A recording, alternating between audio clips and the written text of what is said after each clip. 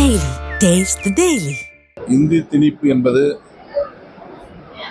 ஒரு திட்டமிட்ட அரசியல் நடவடிக்கை. இந்தியாவை ஒரே நாடு ஒரே மொழி என்கிற அடிப்படையில் மாற்ற வேண்டும் என்ற முயற்சி நீண்ட காலமாக நடைபெற்று வருகிறது. இந்தி ஒரு சில மாநிலங்களில்தான் வடக்கே பேசப்படுகிறது. இந்தியாவில் உள்ள அனைத்து மாநிலங்களிலும் இந்தி தேசிய மொழியாக, ஆட்சி மொழியாக, அலுவல் மொழியாக மாற வேண்டும் என்பது இந்தி பேசக்கூடியவர்களின் விருப்பமாகவும் செயல் திட்டமாகவும் இருக்கிறது. இந்தியும் ஒரு பிராந்திய மொழிதான். தமிழ், தெலுங்கு போன்ற மொழிகளை பிராந்திய மொழி என்று அவர்கள் சொல்லுகிறார்கள். இந்தி ஒரு பிராந்திய மொழி என்பதை மறந்துவிட்டு பேசுகிறார்கள். அந்த மொழியை பிற மொழி பேசக்கூடிய மக்கள் மீது திணிப்பது அரசமைப்பு சட்டத்திற்கும் எதிரானது, ஜனநாயகத்திற்கும் எதிரானது. மும்மொழி கொள்கை, அதில் இந்தி கட்டாயமில்லை என்று தர்மேந்திர பிரதான் இப்போது விளக்கம் சொல்லியிருக்கிறார். ஆனால் நடைமுறையில் மூன்றாவது மொழி இந்தி என்றுதான் மத்திய அரசு நடத்துகிற கல்வி நிறுவனங்களில் இருக்கிறது. மாநில அரசுகள் நடத்துகிற நிறுவனங்களிலும் அதை கொண்டு வர வேண்டும், எதிர்காலத்தில் அதை நடைமுறைப்படுத்த வேண்டும் என்பதாகத்தான் அவர்களின் நோக்கம் இருக்கிறது. இப்போது PM ஸ்ரீ என்கிற பெயரில் பள்ளிக்கூடங்களை நிறுவுகிறார்கள். அந்த பள்ளிக்கூடங்களில் 3 மொழி திட்டத்தை நடைமுறைப்படுத்த வேண்டும் என்று சொல்லுகிறார்கள். தாய்மொழி ஒன்று, ஆங்கிலம் ஒன்று, ஏதேனும் ஒரு இந்திய மொழி என்று அதில் கூறப்பட்டிருக்கிறது.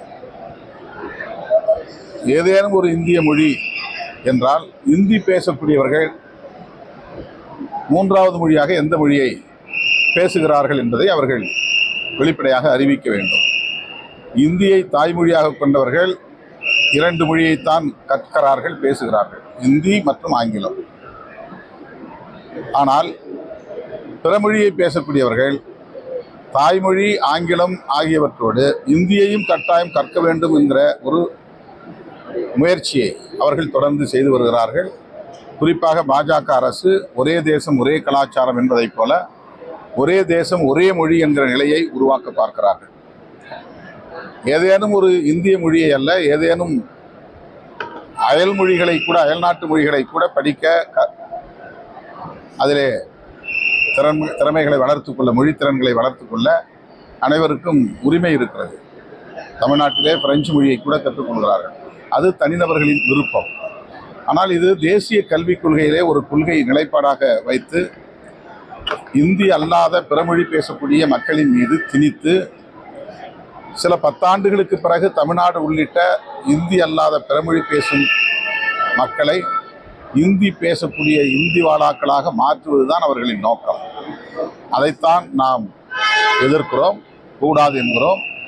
ஆனாலும் அவர்களின் பிடிவாதத்திலிருந்து கொஞ்சம் கூட தளரவில்லை, மாறவில்லை என்பது அதிர்ச்சி அளிக்கிறது.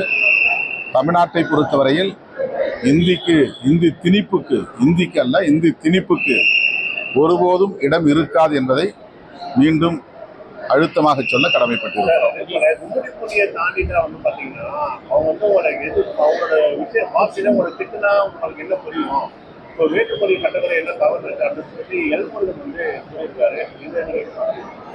இந்தியா கூட்டணி நீங்க சொன்ன கருத்தை ஒத்துக்குவாங்க.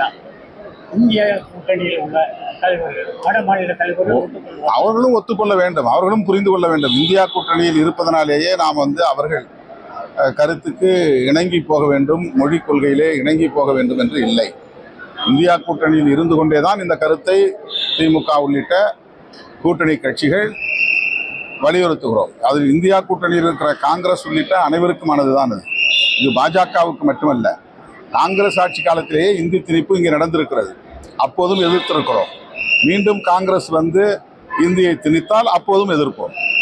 அந்த நிலைப்பாட்டில் எப்போதும் உறுதியாக இருப்போம். தமிழ்நாட்டில் மட்டுமல்ல, இந்தி அல்லாத பிறமொழி பேசக்கூடிய மக்கள் மீது அவர்களின் தாய்மொழியை ஏன் திணிக்க வேண்டும் என்பதுதான் எங்களுடைய கருத்து. அதுதான் இந்தியா முழுவதும் நிலை பெற வேண்டும் என்று நாங்கள் விரும்புகிறோம். ரயில்வே ஸ்டேஷன் போன அப்புறம் மத்திய அரசு அலுவலக போர்ல போய் பெயிண்ட் அடிக்கிறவங்க, நீங்க வந்து அமலாக்கத்துறையோட அலுவலகத்தை போர்ல வந்து பெயிண்ட் அடிக்கிறவங்க தைரியம் இருக்கான்னு கேட்டுருவாரு.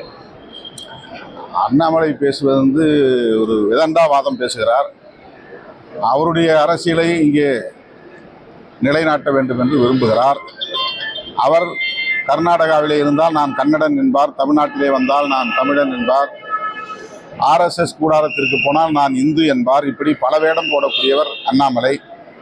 ஆகவே அண்ணாமலையின் பேச்சுக்கு தமிழ்நாட்டில் யாரும் உரிய முக்கியத்துவம் தரமாட்டார்கள். அவர் பேசுவதை விதண்டாவாதமாகத்தான் கருதுகிறார்.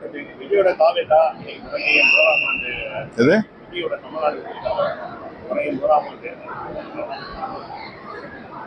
விஜயுடைய கட்சி தொடங்கி 1ஆம் ஆண்டா? இல்லை, அவரு 2 வருஷத்துக்கு முன்னாடியே கட்சி தொடங்கிட்டார்ல.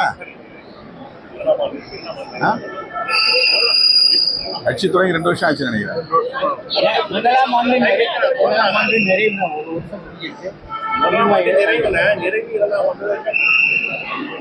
அது தொடங்கும் போதே வாழ்த்து தெரிவிச்சிட்டேன். பாதகம் செய்பவரை கண்டால் நாம் பயம் கொள்ளலாகாது பாப்பா. மோதி மிதித்து விடு பாப்பா, அவர் முகத்தில் உமிழ்ந்து விடு பாப்பா. அண்மை செய்திகளை உடனுக்குடன் தெரிந்து கொள்ள இணைந்திருங்கள் எம் நாடு தொலைக்காட்சியுடன்.